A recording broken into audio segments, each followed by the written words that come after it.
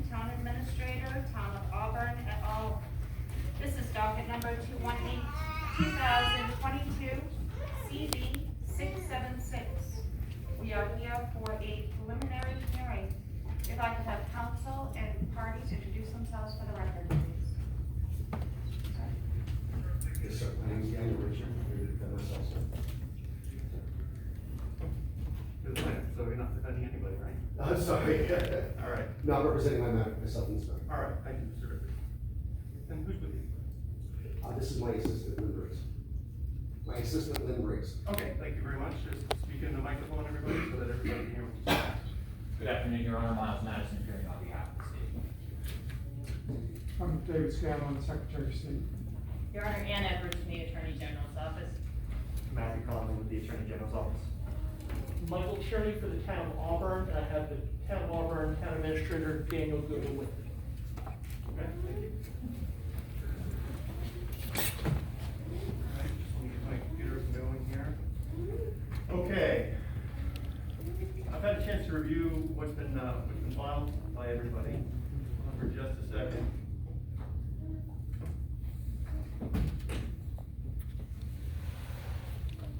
Hold it for me.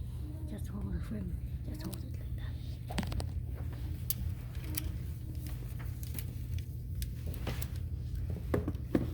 All right, first thing is, Mr. Richard, I should tell you that for whatever reason, our file and serve software didn't accept your motion, and I found out about it when I read the objection this morning when I got here. So they actually sent it to us, and I had a chance to read it beforehand, which the attached CV is it Sayer? Yes. Mr. Sayer.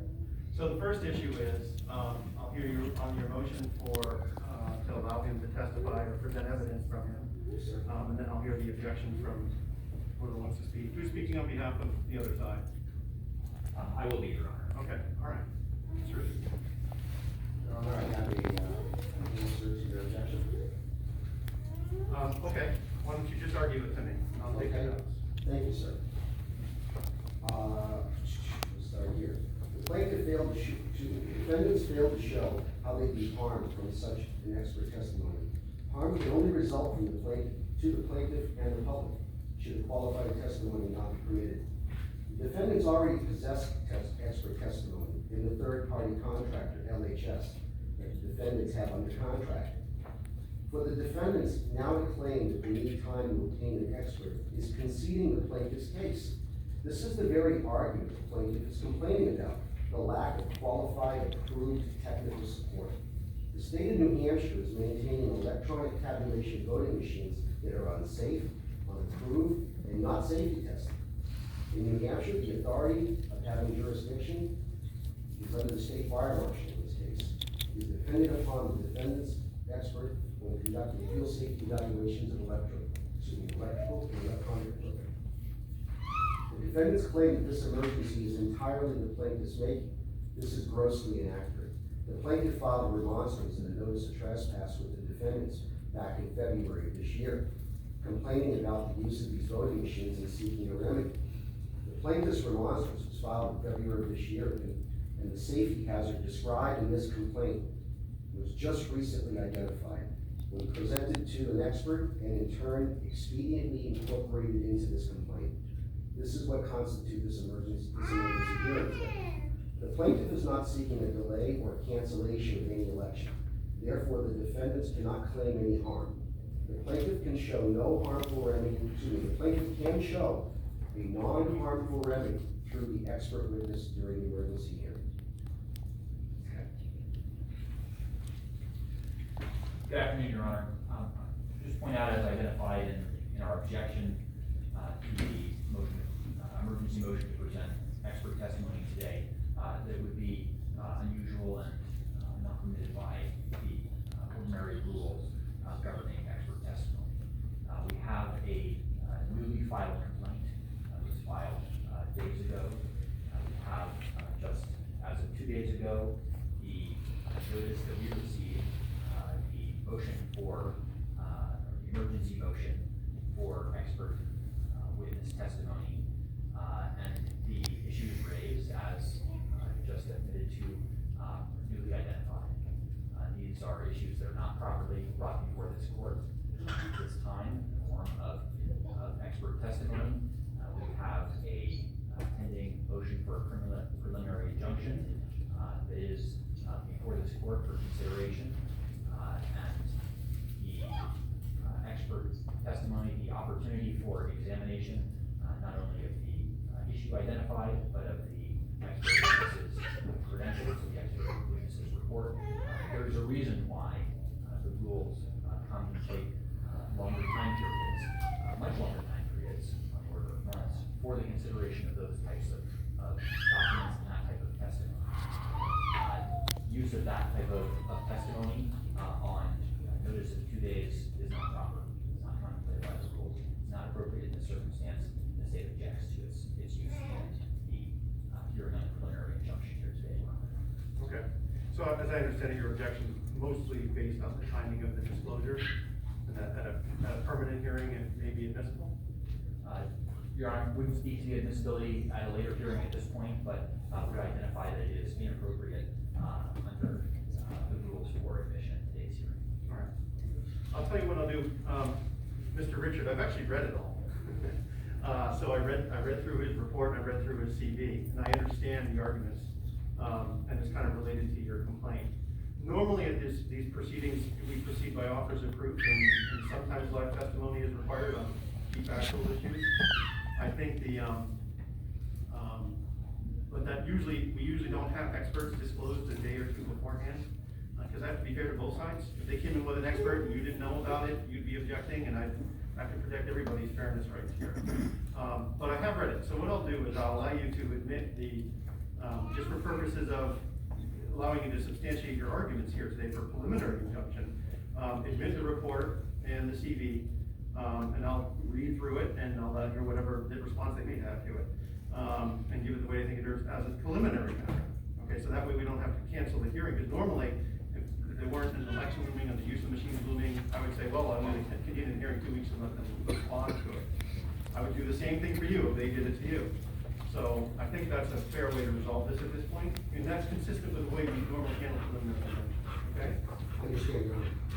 Okay, so, what I'll do is, I've already got a copy of it, I'll just have it uploaded as a court exhibit, so it'll become electronic, and I'll be able to access it, okay? Your Honor, my only comment to that would be, Department of Safety doesn't want to hear a safety expert. And so whether it's today, tomorrow, or 10 weeks from now, it's going to be the same testimony. So I understand, no, I understand, it's just the timing of it though. They have to have a reasonable opportunity to respond, look at the CV, consult with whoever's at either the fire marshal's office, or the OSHA department, or, whatever agency you reference. I can't remember, there's an alphabet soup of agencies you put in your motion, so I couldn't remember all of them. But at least give them a meaningful opportunity to respond to it, okay? Sir. Okay. All right, so that's what I'm gonna do. So the objection sustained in part, overruled in part. And if the state wants to submit, I'll hold off on a decision for a couple of days. If you find that you want to submit something in the next couple of days, I'll take a look at it. Okay?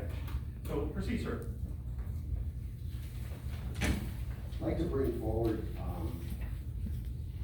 a few witnesses that are relevant to this case. Okay? And Who do you want to call? The first witness I'd like to call is Tom Murray. And Tom Murray is a local New Hampshire resident who is intimately involved with SB 43 in the Wyndham audit. He's going to substantiate some things that are relevant to the expert testimony that takes it from to make that case for me. Okay. Well, I mean, how many witnesses do you plan on calling? 3. 3? Okay. Not counting Mr. Saya, I had 3 witnesses planned today. Okay, and how long for each witness? Only a few minutes per. And we have a few questions for each of them. Okay, I'll allow the testimony. Go ahead. Where is he? Sir? Mr. Murray? Mr. Murray, come on up. Tom.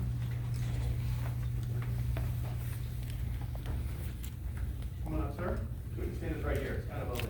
So, raise your right hand, you swear the testimony you're about to give this court will be the truth, the whole truth, and nothing but the truth, and the same extent with perjury. I do. Please have a seat, state your full name for the record. Right here, sir. Good. Yep, come around the room. There you go. Thank you.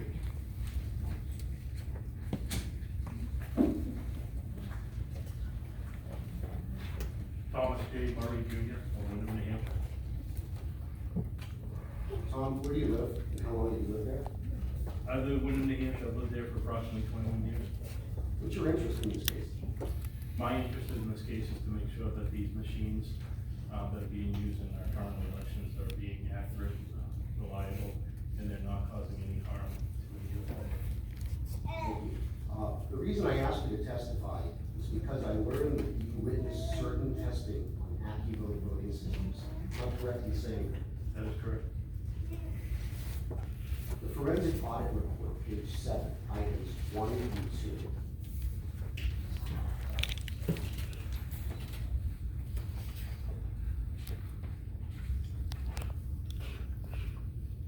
Item number 2 in the forensic, on page 7, forensic electronic investigation of memory cards and machines. Number 1, we verified that the telephone modems had been removed and that all the cables connecting to the external ports had been cut or removed. Did you witness that statement? I did not witness the cutting of the modem cables, no, sir. But did you see the fact that they have been cut? I did see the fact that they have been cut, yes, sir. Thank you. Number 2, EEPROM chips were removed from the motherboard and forensic images of the contents were made. These were compared with forensic images of the contents of EEPROM from the reference machine of the Secretary of State. Did you witness that? I did, sir. Thank you. Who did you witness working on the machines during your time with the Wyndham Line? The auditor, Harry Hursty. Do you know if such a person, excuse me, is there any video on him working or anyone else touching or working on these machines? Yes, that video is on the Attorney General's webpage. Thank you. Excuse me, did the person working on the machines use what's called electrostatic discharge protection? The person, the individual that worked on the EEPROM, removed the EEPROM, he had a wristband, however, it was not properly grounded. Thank you.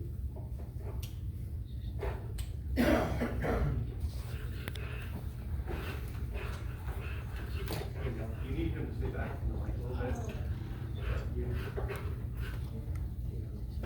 Can I have him verify these photos? You can have him if you want, or we'll mark him as exhibits.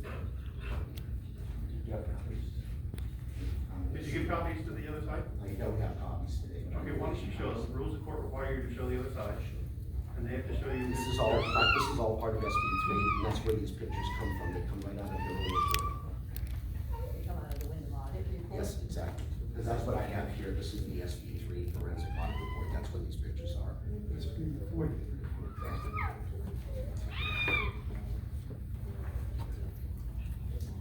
Here's the chips.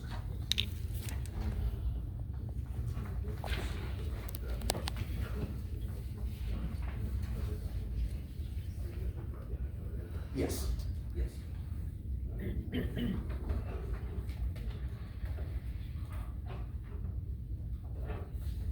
I'll repeat it more.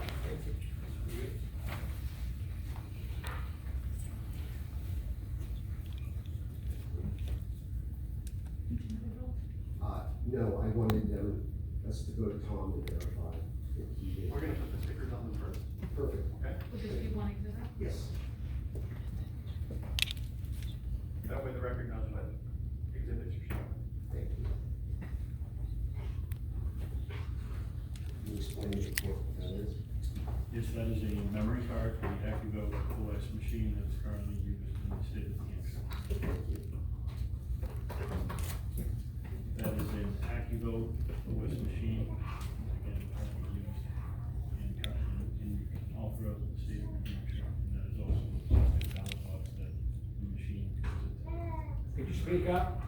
Certainly. That is an image that was taken by Mr. Hursty. That was the AccuVote OS machine that is in the open position, so you can see the internal components, including the area where the memory card is inserted, the EEPROMs, the NEC 8088 chip, and the printing mechanism along with the codebook.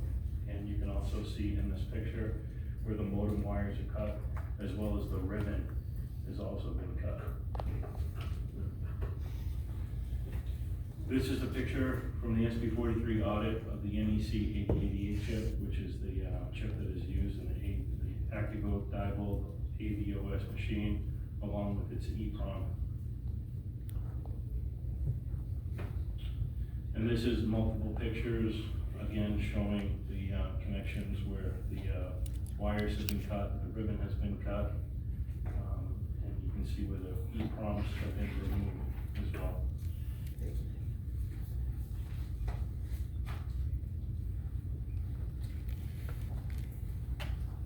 You wanna show me?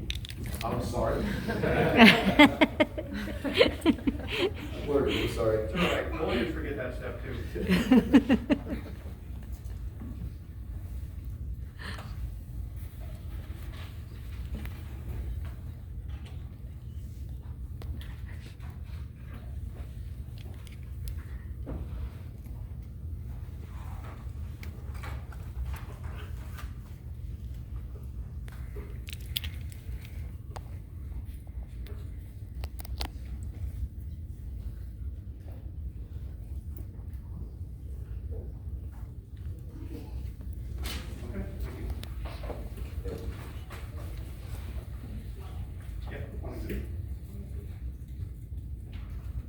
And those are all, just for the record, all those photos are on page 97 in the state's forensic audit. SB 43.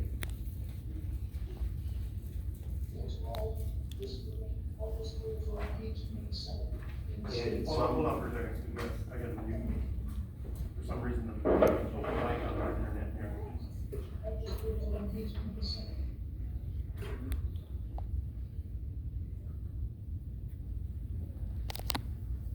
All right. Whenever someone calls in late, it'll get muted. I'm sorry about that. Go ahead. That's all right, thank you, sir. Those are the only questions I had for Mr. Murray. Okay. Cross-examination?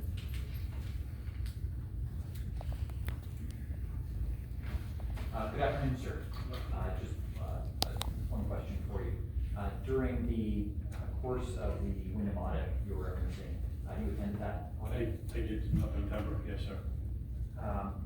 During any point of that audit, during any examination or operation of any ActiVote ballot counting devices, did any of those ever explode? Did any of the machines explode? Yes. I did not witness any of the machines explode, no, sir. Thank you. No further questions. Anything based on that, sir? Yes, Tom, just because the machine would explode, does that mean it won't explode? Can you certify, can you testify that these devices are safe? Objection, Your Honor, just as to calling for speculation, this witness is not an expert witness, the foreman is an expert witness to speak to the operation of that device. Well, I'll allow the question. It's more of a rhetorical question, I think, but. It is. Go ahead. If you know the answer. I'm sorry, can you repeat the question again? Yes, from your study of these machines, do you think that this is, the fact that the machine didn't blow up at the audit is an indication that it's somehow safe? No, my background is a civil engineer and also a contractor. I very frequently work with UL listed devices and appliances, and I can clearly see that this appliance has been modified, the ribbon's been cut, the electronics have been manipulated. Would I classify that, in my opinion, again, I'm not an expert testimony, but in my claimant's opinion, is this a safe device? No, it is not. Thank you. All right. Sir, you may step down. Thanks. Thank you.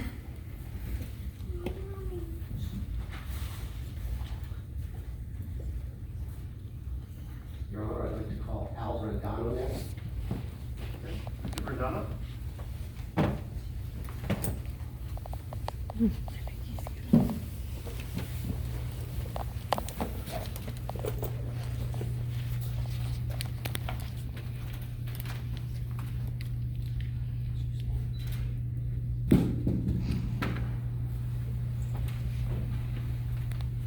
Right up here, Mr. Verdano. Raise your right hand. You swear the testimony you give in this court will be the truth, the whole truth, and nothing but the truth, and the pain, penalty of perjury. I do, sir. Okay, please have a seat. State and spell your last name into the microphone. Thank you. My name is Al Brandano, B-R-A-N-D-A-N-O. I live at 2 West School Road in Kensington, New Hampshire. Now, how long have you lived at that address? 35 years, sir. Thank you. What is your interest in this case? The interest in this case for me is, I became passionate a couple years ago about, when I heard all the controversy about elections, to really find out for myself what was true or not. So I've dedicated myself to free and fair elections and studying my town, specifically in Kensington.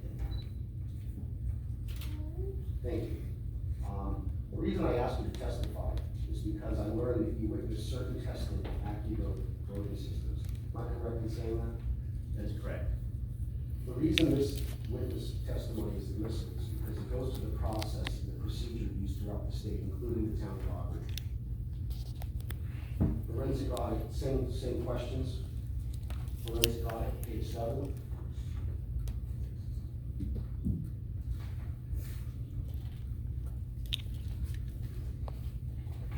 We verified that the telephone modems have been removed and all the cables connecting to the external ports have been cut or removed. Who witnessed that?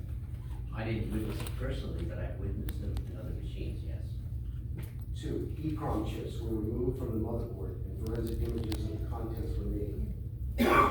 Those were compared with forensic images of the contents of EEPROM from the reference machine from the Secretary of State's office. Did you witness that? I did not, sir, but I have seen them in other machines. I did not witness them in anything. Thank you.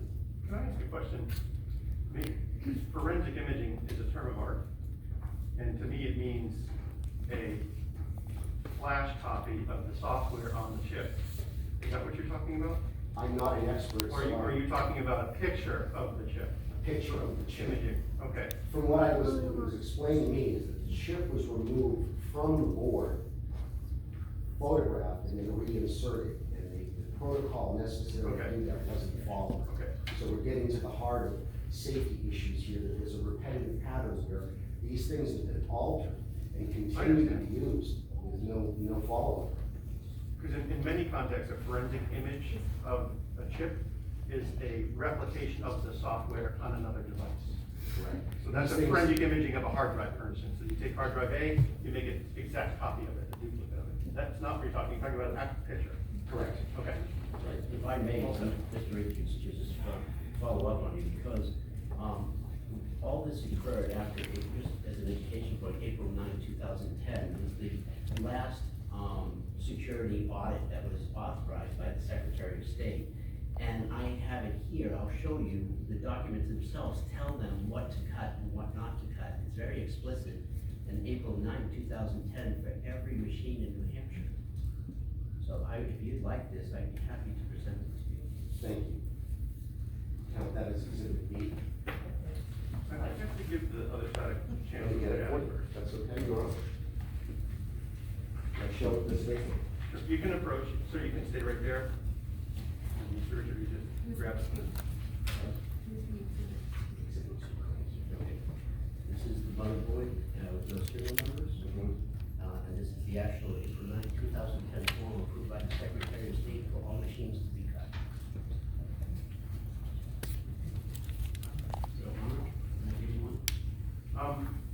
They have to have a copy of it. I'll take the original.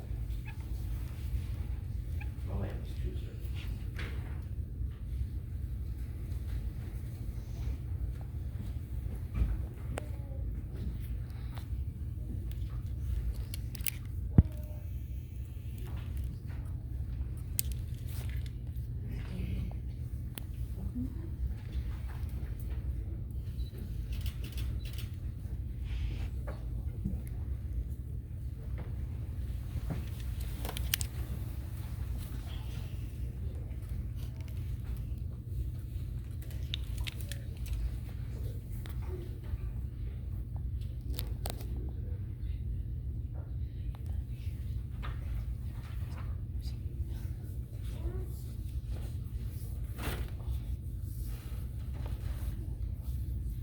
And also in it, Mr. Richards, is the motherboard that was replaced in Kensington and that's all throughout the state, with no serial numbers. That's one of the big criteria right now that is an issue.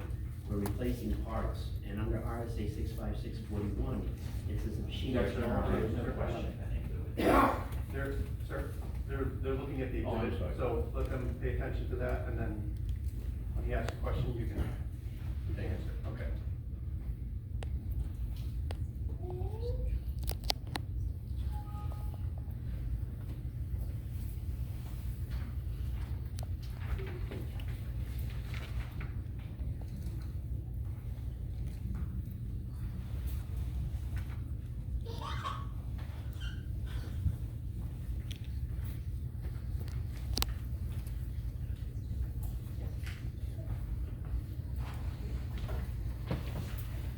Your Honor, we have reviewed and provided with copies of these to review them. It appears from the questions and witness testimony that 2 pages of this stapled packet are relevant to the question and testimony requested. Those would be the 3rd and 4th pages of this packet.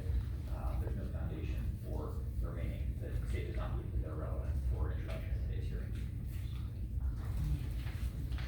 Okay. Well, I have no idea what they are, than how he's described them, so. Sir, do you wanna just admit those 2 pages that he's talking about? They're objecting to the rest of it, so you.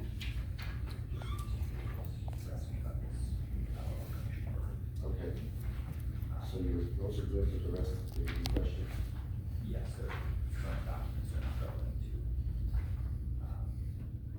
this will be updated on what representative or removal. So that's all right. And the certification of that. When the sign off, you get back. Is that it? No, this is current, it's not related to 2010.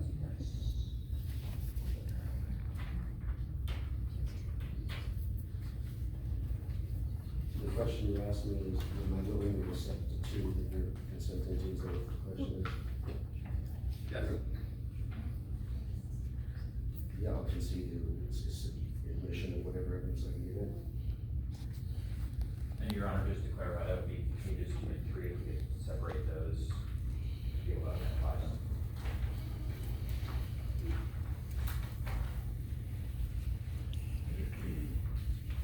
Sorry, Your Honor, pages 3 and 4, that's that we're discussing.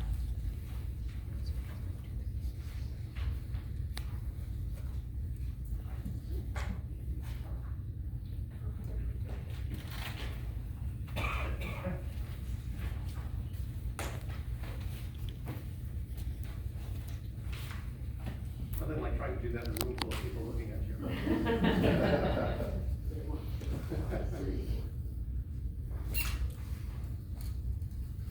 All right, thank you. So we'll mark those as your next exhibit.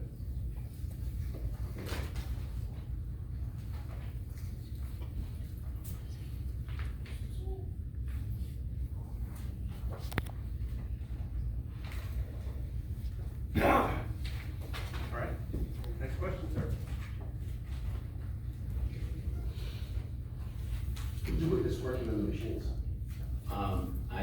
There's no identification. I never saw the person that did the maintenance on the machine. I requested this time in Kensington to be available to witness it. However, the maintenance had already occurred before that, so I did not see, the maintenance person in this specific request, to do the maintenance or observe the maintenance. It was my request, my 91 request that was part of that document was, they had already done the maintenance and I did not see it. Did you discover anywhere in your inquiry with Kensington whether anyone working on these machines at all is certified or qualified?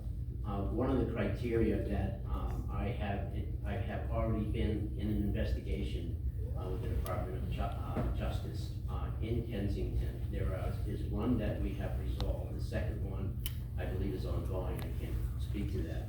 But the first case specifically, the challenge for us was there was approximately 25 pages of activity logs witnessed that there was no witness by the person who did the maintenance. The Department of Justice found that there was error from the secretary, from the town clerk and the moderator, and corrective action was taken in that investigation.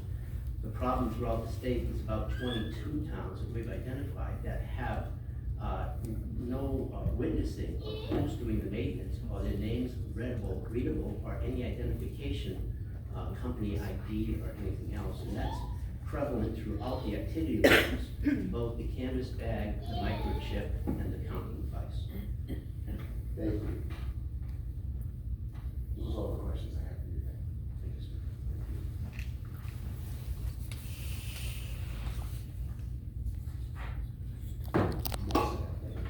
Oh, Steve, I'm sorry. You just ask a question.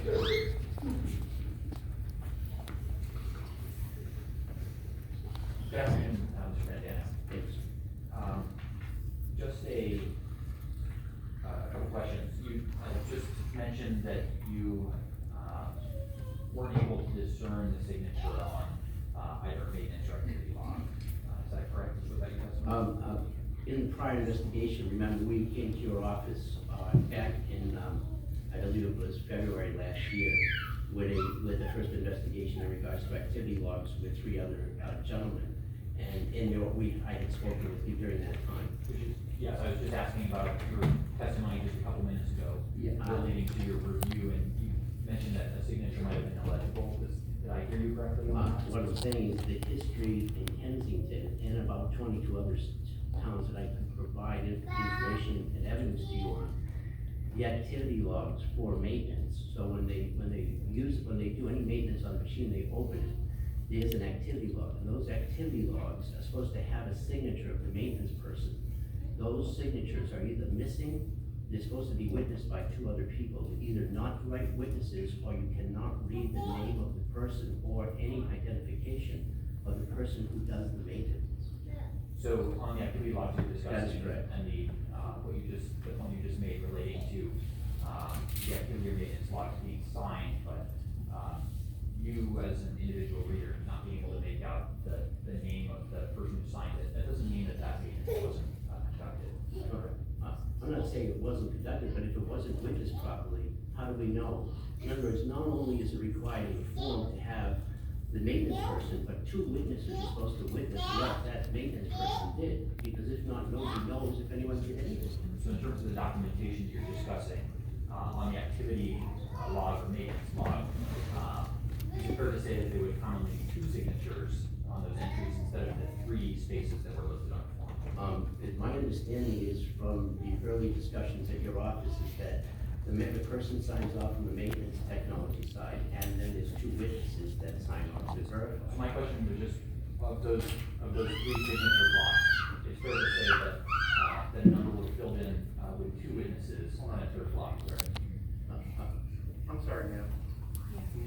Trying to keep them a little quiet, so it's not distracting. It's just not fair to the lawyers that are trying to pay attention. I'm sorry. Don't get me wrong, I love kids, I have it myself. I understand, yeah. All right, thank you very much. I'm not sure, I understand, I had a picture of it. Have you reviewed, or do you have personal knowledge of the activity logs in all of them? I do not, sir. All right, no further questions for this witness, Your Honor. Finished with this right now? Yes, sir. All right, thank you, sir.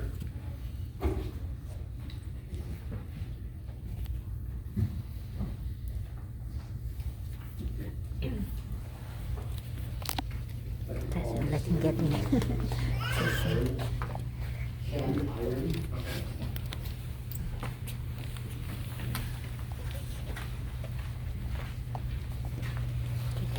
Raise your right hand. You swear the testimony about the recording of the truth, the whole truth, and the things in the perjury? All right, please have a seat, and I'm gonna ask you to spell your last name for me.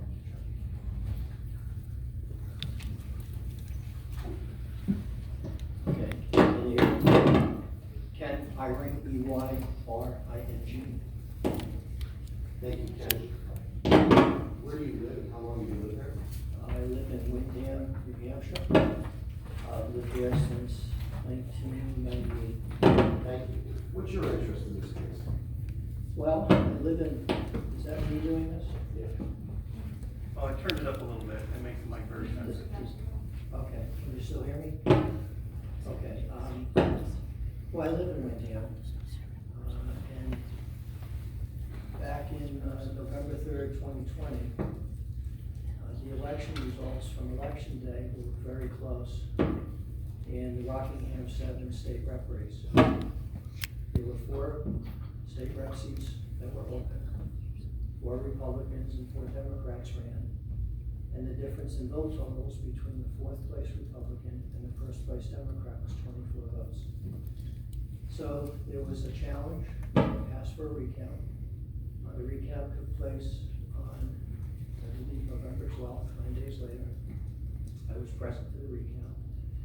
And at the end of probably 3 hours of counting, give or take, you can see that the Secretary of State, the Deputy Secretary of State, and several other election officials who were overseeing that process were very concerned.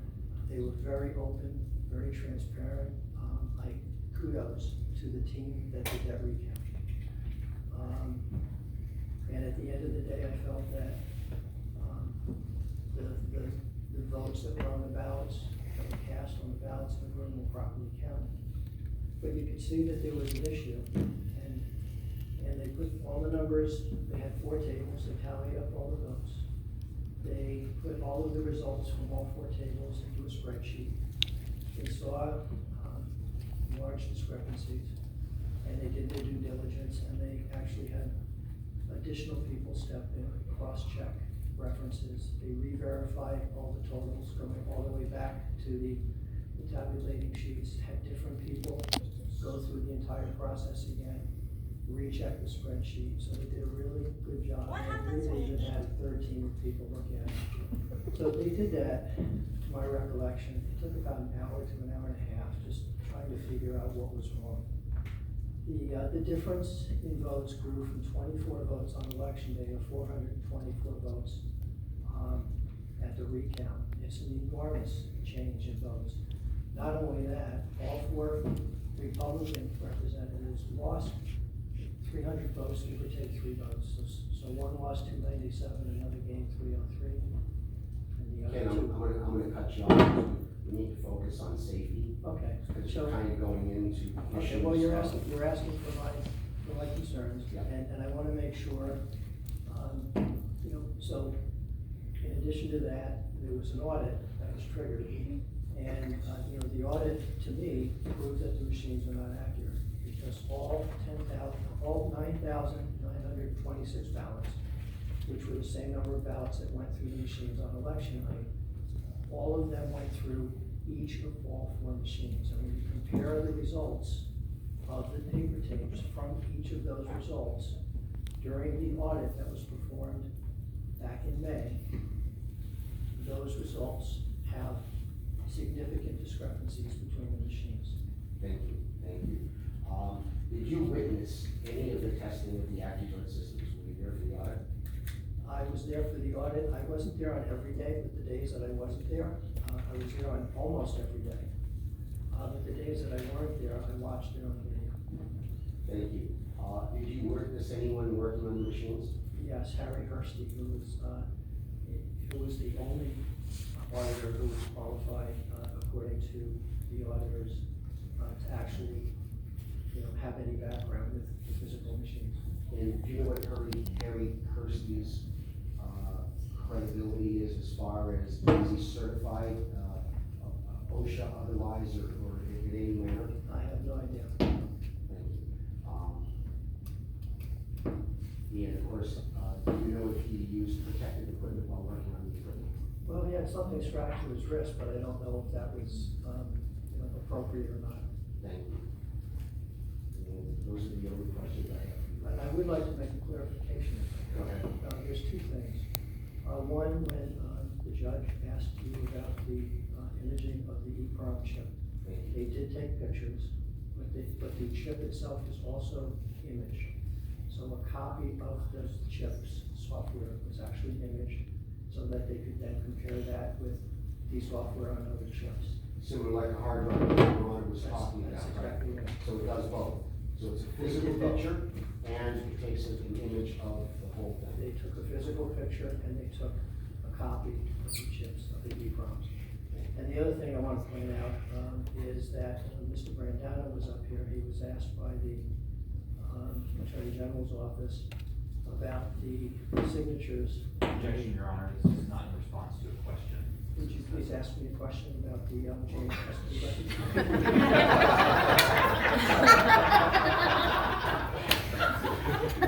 That's why judges usually deny that objection. That's the question. Yes, could you, please expound on, your observations? I have hundreds of pages of chain of custody records from the 4 window machines. And I too have discovered that there are inappropriate filings on those documents. When maintenance was performed, they simply put maintenance. There's no details as to what type of maintenance was performed, whether, whether the machines were opened up, whether the chips, hardware, software, there is no indication on those. In addition to that, the forms are not properly filled out. In many instances, the serial numbers for the memory cards are not even filled in. That to me is a huge issue. That to me leads to a lack of credibility of people doing the work. And the proper number of signatures are missing in almost every case. And if you look at the bottom of that form, it clearly states that 3 signatures must be on that form every time the seal is broken. The person doing the work and 2 witnesses. It's on the bottom of the form. So 3 signatures every time a chain of custody seal is broken should be signed on that form. And I also agree with Mr. Brandano that it's in most cases, almost every case, it's virtually impossible to know who did the work and, for the person who opened up the machine or did any kind of maintenance, because it's chicken scratch. And I'm serving on a committee right now, and one of the suggestions is that form should be modified in order to have a printed name as well as a signature. Thank you. You just alluded to something, and I'm going to change the question or ask a different question. The Secretary of State has established a voter confidence commission. You sit on that commission. What has been your experience with the concerns of people of New Hampshire in regards to what's going on with our voting machines? Well, it's varied, and I want to give kudos to Secretary of State for doing this. This is the only state that appears to be concerned about, concerns of voters, and I believe he deserves accolades for that. We've heard all kinds of, it's all the entire spectrum. There are people who serve in office as election officials. They believe that they've done a good job and elections are run properly in their towns. We've had people who live in those towns who've gotten up and confirmed that they feel very confident about the elections in their towns.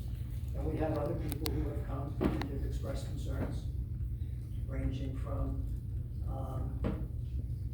one instance is a gentleman came before the committee and showed proof that after he bought his house, that that votes were cast in the names of the previous people who owned that house multiple times.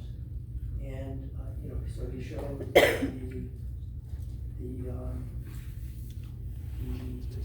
voting, what's it called,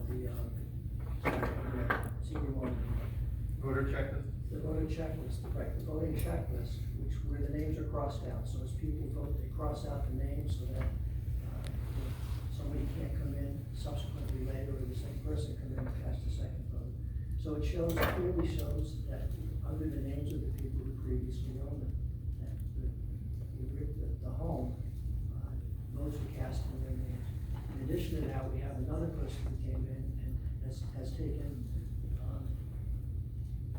some records using the United States Postal Service permanent address requests for changing the address, and cross-reference that against the checklist of voters who have voted.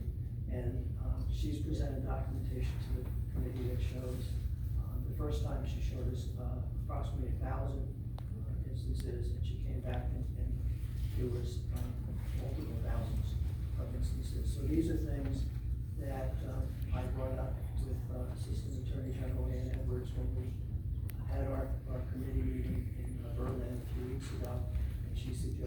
this person actually, provide that documentation to the office, and that she promised that they would look into it, so. It's a whole range of spectrum. You've got people who think that the ones who are expressing concern for gaslighting, and you have the other extreme, where I don't mean that they're extreme, but I just mean you've got two ends of the spectrum. You've got others who are concerned, and they're issuing not just thoughts or general statements, but quite a few people have actually provided, documentation to back up and justify their concerns. So we're gonna put together a report in the next few weeks, and we'll present our findings to the Secretary of State, and then he'll follow up with it as he desires. I'm serving at the pleasure of the Secretary of State, and it's an honor to be there to do that. Thank you, thank you. Good afternoon, Mr. Eyring. You mentioned that you're a member of the Special Committee on Voter Confidence, is that correct? Yes. And you attended the meeting in, Ruoff a couple weeks ago. That's one of them. At that, just going to your mention of a circumstance such as where individuals who previously lived in a house and sold their house and were shown as having voted on a checklist, we recall testimony from the Attorney General's office at that hearing relating to circumstances such as that. I do. You had said that you've looked into some instances, and that sometimes there are justifications for that, I'm trying to remember exactly. Is it fair to say that that circumstance arises if an individual is a member of the armed forces? That's and correct. moves as a member of the armed forces, is deployed overseas, and is still allowed by law? That's correct.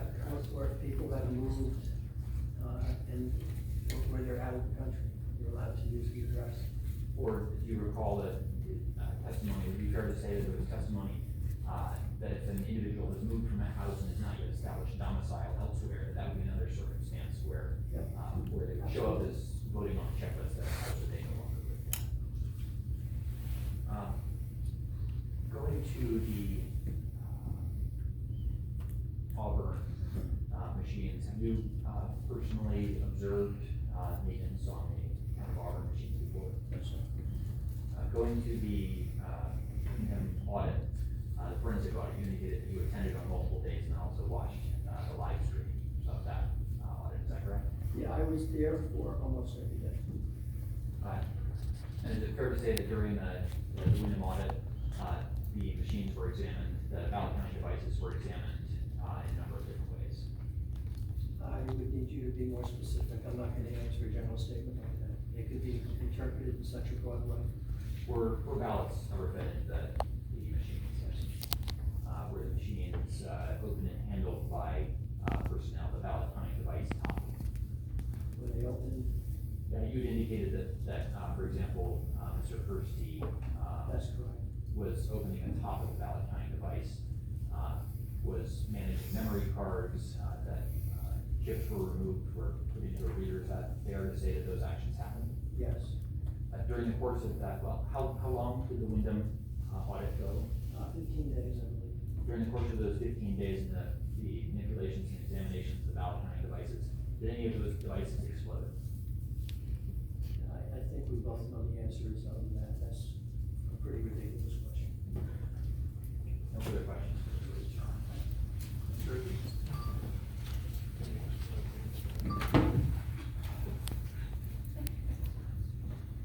I'm sorry. I would like to respond to any complaints he had made. I'd like to ask you, did you witness anything bad happen to machines during the examination? I did not. It's possible for me to talk about the address lists. I would like to expand upon that. Address list?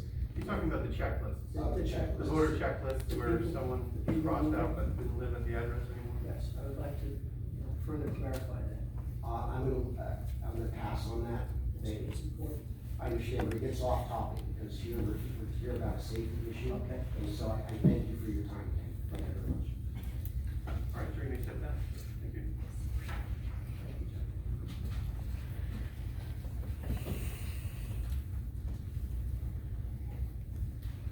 Your Honor, I ask leave of the court for 5 minutes to consult with my expert witness, because he would be next on the list, and if he's not going to testify, there's nothing more to testify over. Well, I'm gonna review his report. I'm not saying he can't testify at the ultimate hearing in this, which we'll have at some point down the road, but at today's hearing, on February 7th, I'll read through his report, take a look at it, read through it again, actually, and see how it kind of meshes up with what I've heard. Can I confer with him for 5 minutes? Of course you can. You want us to stand in recess? Yes, please. Okay, hold on, before you do that, because people may, do you have any witnesses, first of all? No witnesses. Okay.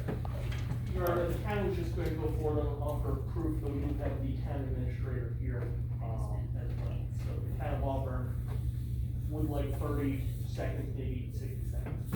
Okay. All right, we'll stand in recess for 5 minutes, and we'll resume whenever you're prepared. All right.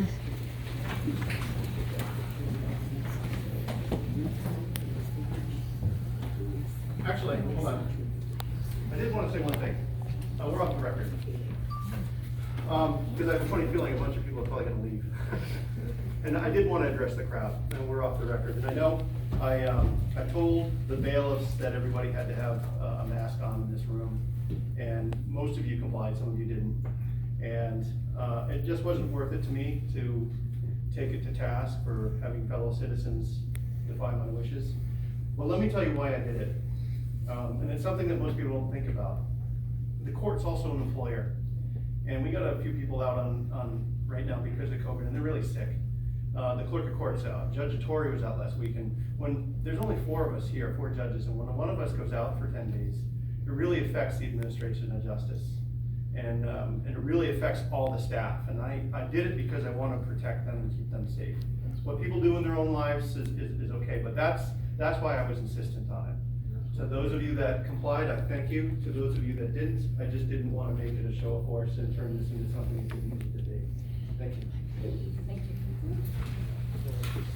So we just finished watching the first part of the hearing at the New Hampshire Superior Court in Brentwood, New Hampshire on Friday, September. I don't even remember what day is today. I'm sorry. What day is today? Today's Friday. September. See, you don't remember either. Oh goodness. Oh goodness. Sorry, I'm trying to make a quick. It's the 9th. The 9th. Yeah, it's Friday, September 9th, 2022. This is the case from Daniel Richards regarding about the safety of the voting machine. It's a state case and a federal case. Joe Kelly from the Fly Media reporting live in Brentwood, New Hampshire. Thanks for watching. Signing out. We'll be back.